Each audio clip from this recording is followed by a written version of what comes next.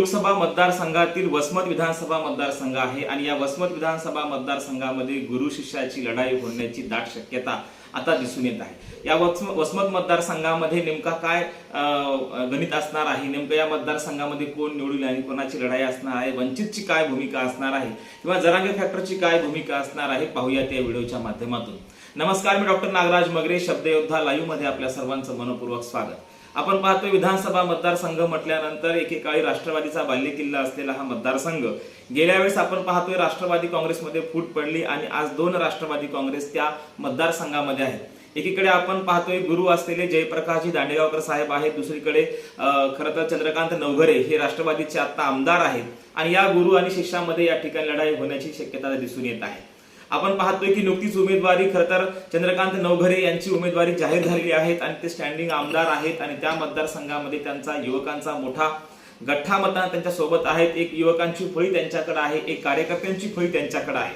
तर दुसरीकडे आपण पाहतोय की जयप्रकाशजी दांडेगावकर साहेब यांच्याकडे सुद्धा हे जुने आहेत, माजी मंत्री आहेत। त्या मतदारसंघामध्ये कारखान्याच्या माध्यमातून ते सर्वसामान्यांचे अनेक प्रश्न त्यांनी सोडवलेले आहेत आणि त्या मतदारसंघामध्ये मंत्री असताना आणि आता सुद्धा जुने कार्यकर्ते त्यांना अनेक ओळखणारे आहेत, त्यांचा देखील जनसंपर्क चांगला आहे। ते देखील मतदारसंघामध्ये चांगल्या प्रकारे त्यांनी देखील कार्यकर्ते उभे केलेले आहेत। आणि मग गुरु असलेले जयप्रकाशजी दांडेगावकर साहेब असतील की इकडे आपण पाहतोय चंद्रकांत नवघरे आता आमदार असलेले आणि मग राजूभैया नवघरे आपण त्यांना या नावाने ओळखतो आणि मग राजूभैया नवघरे विरुद्ध गुरु असलेले जयप्रकाश दांडेगावकर साहेब यांच्यामध्ये ही लढत होणार आहे। हिंगोली जिल्हा खरं तर ह्या मतदारसंघामध्ये हिंगोली लोकसभा मतदारसंघामध्ये हा वसमत मतदारसंघ येतो। वसमत आणि औंढा तालुक्याचा भाग या मतदारसंघामध्ये येतो आणि या दोन तालुक्याचा मिळून हा मतदारसंघ बनलेला आहे।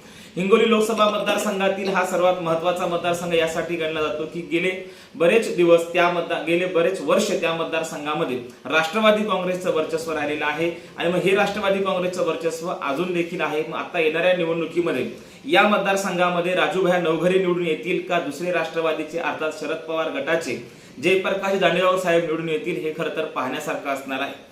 मतदारसंघावर राष्ट्रवादीचं वर्चस्व यासाठी आपण म्हणत असतो की 2009च्या निवडणुकीमध्ये जयप्रकाश दांडेगावकर साहेब हे राष्ट्रवादी काँग्रेसकडून निवडून आलेले होते।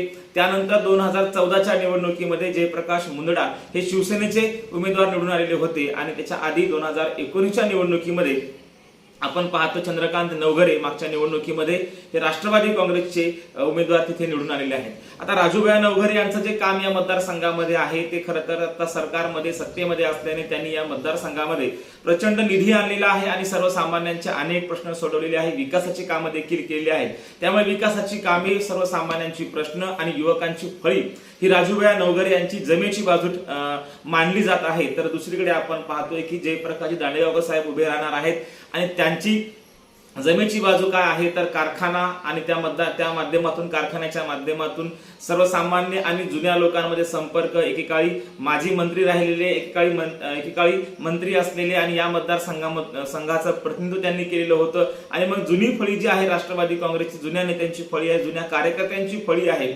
याचा देखील फायदा हा खरं तर जयप्रकाश दांडेगावकर साहेबाला होऊ शकतो। कारण या मतदारसंघामध्ये या दोन्ही नेत्यांचे जमेच्या बाजू ह्या तुल्यबळ आहेत आणि म्हणून ही निवडणूक जी आहे ती काटेकी टक्कर अशीच होणार आहे। आणि यासोबतच आपण पाहतो की या मतदारसंघामध्ये खरं तर वंचितचा 25 ते 30 हजाराचा मतांचा गठ्ठा मागच्या निवडणुकीमध्ये पाहिला होता आणि म्हणून आज वंचित बहुजन आघाडीने जेवढ्या प्रमाणात मते घेतली तेवढ्या प्रमाणामध्ये पुन्हा जर मते घेतली तर राजूभैया नवघरे यांचा विजय हा निश्चित मानला जातोय। कारण यासाठी निश्चित मानला जातोय कारण या मतदारसंघामध्ये जेवढे वंचित मते घेणार आहे त्या तुलनेमध्ये खरं तर कोणाचा पराभव आणि कोणाचा विजय हे ठरणार आहे। कारण इथे निर्णायक भूमिका ही वंचित बहुजन आघाडीची असणार आहे। समीकरण बदललेले आहेत, कदाचित या मतदारसंघामध्ये त्रिशंकू निवडणूक देखील होऊ शकते आणि विजयाचं अंतर हे फार तर 1000-2000चं राहण्याची दाट शक्यता आता दिसून येत आहे।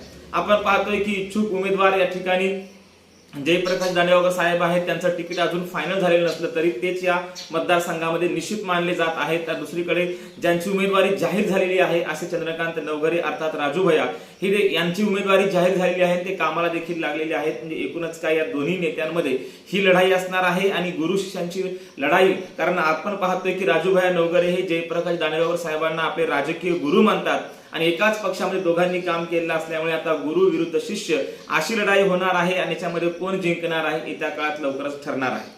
आणि मग ही गुरुष्याची परंपरा जी राजकीय लढत आहे ही लढत खरं तर रंगत चांगली येणार आहे, लढत ही पाहण्यासारखी असणार आहे। नेमकं कोण जिंकत आहे हे तर ठरणारच आहे, परंतु याला कारणीभूत कोण ठरते हे देखील तितकंच महत्वाचं आहे।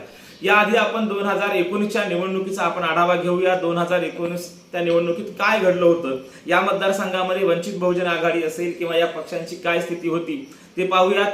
आणि पहिल्या क्रमांकावर 2019च्या विधानसभेच्या निवडणुकीचा निकाल पाहता पहिल्या क्रमांकावर चंद्रकांत नवघरे अर्थात राजू भैया हे पहिल्या क्रमांकावर होते। ते राष्ट्रवादी काँग्रेसकडनं त्यांनी ही निवडणूक लढवलेली होती आणि त्यांना मते होती 75,321 आणि मतांचा टक्का होता 34% 59 पॉईंट। आणि इकडे आपण पाहतोय की ॲडव्होकेट शिवाजी जाधव हे दुसऱ्या क्रमांकाची त्यांनी मतं घेतली होती। ते अपक्ष उमेदवार म्हणून उभे राहिलेले होते आणि त्यांनी देखील दुसऱ्या क्रमांकाची मते अर्थात त्यांनी जी मते घेतलेली होती हे फारसा फरक नव्हता, 67,070 मते हे खरं तर ॲडव्होकेट शिवाजी जाधव यांनी घेतलेली होती आणि 67,000 आणि इकडे पहिल्या क्रमांकाची मतं ही 75,000ची होती। आपण पाहतोय तिसऱ्या क्रमांकाची जी मतं होती ते जयप्रकाश मुंदडा यांना ही मते होती तिसऱ्या क्रमांकाची, ते शिवसेनेचे उमेदवार होते। 41,557 मते त्यांना होती आणि चौथ्या क्रमांकावर होते शेख अलियाज आणि शेख अलियाज ही चौथ्या क्रमांकावर होते आणि त्यांना वंचित बहुजन आघाडीचे उमेदवार होते आणि त्यांना मते होते 25,397 मते। आता याच्यामध्ये आपल्या लक्षात येतं की चौथ्या क्रमांकावर वंचित बहुजन आघाडीचा उमेदवार दिसून येतो आणि याच्यामध्ये 25,000 मते होती। आता जी येणारी निवडणूक आहे या निवडणुकीला जर वंचित बहुजन आघाडीने एखादा चांगला तगडा उमेदवार या निवडणुकीमध्ये उभा केला तर या निवडणुकीमध्ये वंचित बहुजन आघाडी आणि जरांगे फॅक्टर मोठ्या प्रमाणामध्ये प्रभाव करू शकतो। कारण या मतदारसंघामध्ये जरांगे फॅक्टर आणि जरांगेंच्या सभा असतील, जरांगेंच्या ज्या आरक्षण सभा होत्या या मतदारसंघात झालेल्या आहेत आणि या मतदारसंघामध्ये जरांगे पाटलांचे खरं तर अनेक कार्यकर्ते या मतदारसंघामध्ये आहेत। कारण इथे आपण पाहतोय जरांगे पाटलांचा प्रभाव आहे, जरांगे फॅक्टर या विधानसभा मतदारसंघात चालण्याची दाट शक्यता आहे।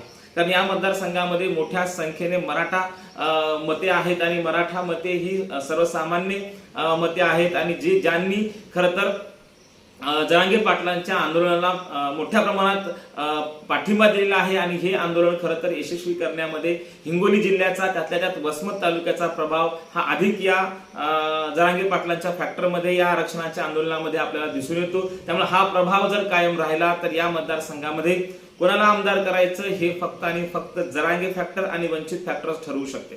कारण या मतदारसंघामध्ये या दोन्ही फॅक्टरचा प्रभाव अधिक दिसून येतो। कारण 25,000 मते हे खरं तर हक्काची मते हे वंचित बहुजन आघाडीकडे मागच्या निवडणुकीमध्ये होती, या निवडणुकीमध्ये ते मते वाढण्याची शक्यता आहे। आणि दुसरीकडे आपण पाहतोय जरांगे फॅक्टर आहे ज्याचा परिणाम हा खरं तर महाराष्ट्रावरच होणार आहे, पण त्यातल्या त्यात या वसमत मतदारसंघामध्ये मात्र अधिक प्रभाव होण्याची दाट शक्यता आपल्याला दिसून येते। आणि मग या गुरुष्याच्या परंपरेमध्ये दोन्ही उमेदवार तुल्यबळ आहेत।